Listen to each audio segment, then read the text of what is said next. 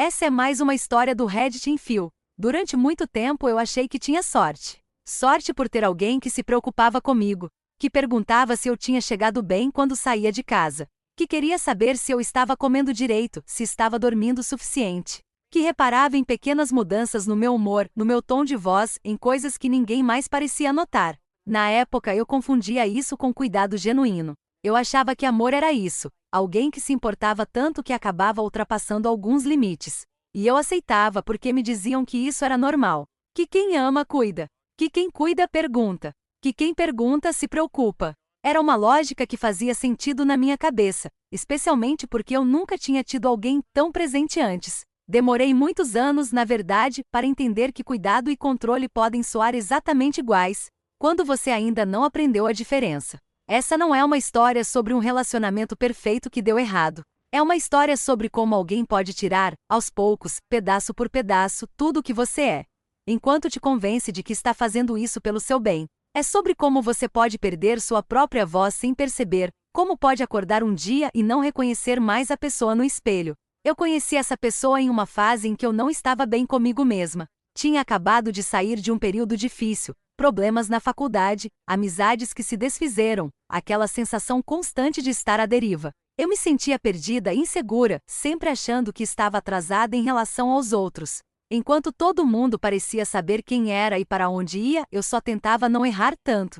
Só tentava sobreviver ao dia seguinte. Ela apareceu como alguém seguro, confiante, decidida. Alguém que parecia saber exatamente o que queria da vida, e principalmente, parecia saber o que era melhor para mim. Era como se ela tivesse todas as respostas que eu estava procurando. No começo, tudo era gentil. Incrivelmente gentil. Mensagens de bom dia e boa noite, todos os dias. Perguntando se eu tinha chegado bem em casa depois de sairmos. Ligações só para saber se eu estava viva quando eu demorava algumas horas para responder. Comentários carinhosos dizendo que eu merecia mais atenção do que recebia das pessoas ao meu redor, que eu era especial demais para ser tratada como segundo plano. Eu me senti escolhida.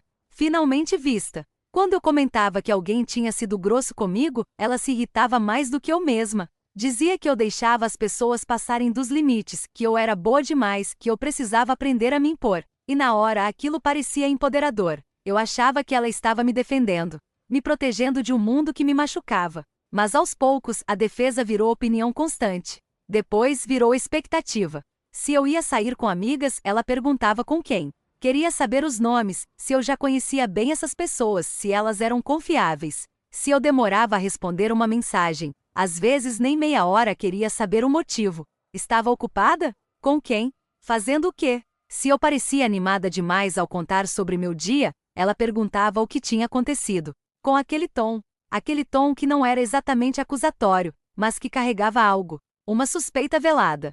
Sempre em tom calmo, é importante dizer. Nunca havia gritos, nunca havia agressividade explícita. Tudo vinha embalado em gentileza e em preocupação aparente. Sempre com a mesma justificativa, repetida como um mantra: eu só me preocupo com você. E como eu podia questionar isso? Como eu podia dizer que estava me sentindo sufocada quando tudo o que ela fazia era se preocupar? Quando comecei a passar mais tempo com ela, naturalmente passei menos tempo com outras pessoas. Não porque ela proibiu diretamente, nunca houve uma ordem clara, você não pode sair com fulana. Mas porque parecia mais fácil evitar perguntas, explicações e aquele silêncio estranho, pesado, que surgia quando eu escolhia fazer outra coisa. Quando eu escolhia alguém que não era ela. Ela começou a reparar nas minhas amizades com um olhar cada vez mais crítico. Dizia que algumas pessoas me tratavam como opção, não como prioridade. Que outras só me procuravam quando precisavam de algo, mas nunca estavam lá quando eu precisava. Que ninguém realmente me conhecia como ela conhecia. Que ninguém ligava para mim do jeito que ela ligava. E eu ouvia. E concordava. E pouco a pouco, comecei a acreditar que ela era a única pessoa que realmente me entendia. A única que estava do meu lado de verdade. Parei de atender ligações de certas amigas porque elas não merecem seu tempo. Parei de ir em lugares porque aquele grupo é tóxico para você. Parei de compartilhar coisas boas que aconteciam comigo porque elas sempre encontravam um jeito de diminuir, de questionar, de transformar minha alegria em algo questionável. Minhas decisões começaram a vir acompanhadas de um peso insuportável. Uma culpa constante. Se eu queria sair com outras pessoas e ela não podia ir junto, eu me sentia errada, egoísta, como se estivesse excluindo alguém que tanto fazia por mim. Se eu me divertia sem ela e postava algo nas redes sociais, recebia uma mensagem. Nada agressivo. Só um vi que você saiu. Que bom que se divertiu, seguido de um silêncio gélido. E de repente minha diversão parecia uma traição. Se eu discordava dela em algo, qualquer coisa, eu sentia que estava machucando alguém que só queria me proteger. Alguém que fazia tudo por mim. E então vieram as pequenas correções. Os ajustes. Minha roupa era chamativa demais. Você não acha que isso chama muita atenção? Meu jeito de falar parecia inseguro. Você precisa falar com mais firmeza, senão ninguém te leva a sério. Minhas reações eram exageradas. Você tá sendo dramática. Não foi tão sério assim. Minhas opiniões estavam erradas. Você não entende direito como essas coisas funcionam. Nada vinha como crítica direta.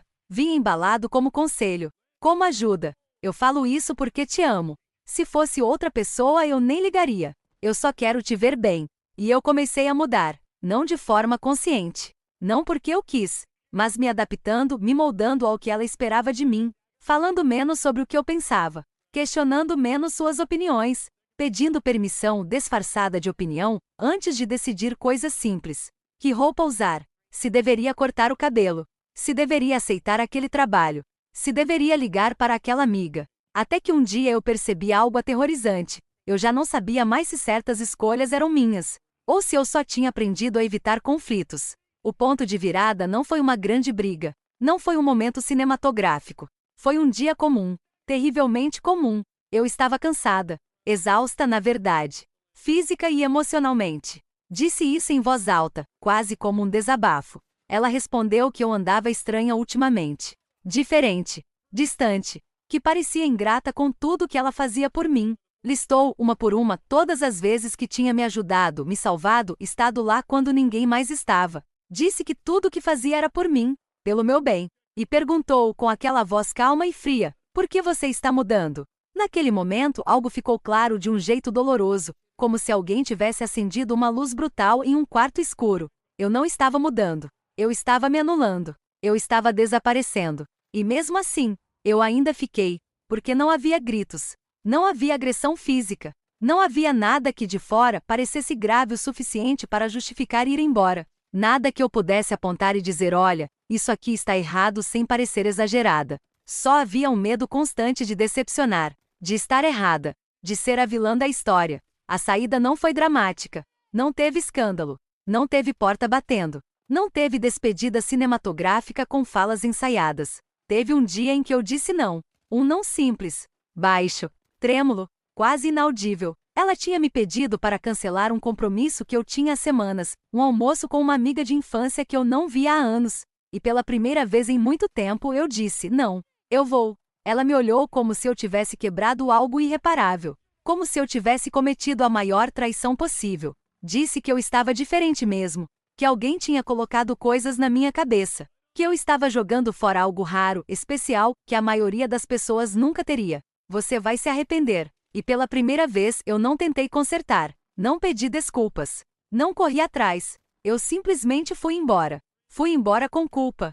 Com medo. Com as mãos tremendo. Com a sensação avassaladora de estar cometendo o maior erro da minha vida. Mas junto com isso, veio o silêncio. Um silêncio estranho no começo. Assustador, até. Eu não sabia o que fazer com tanto espaço vazio. Depois, um silêncio leve. Respirável. Um silêncio que não exigia nada de mim.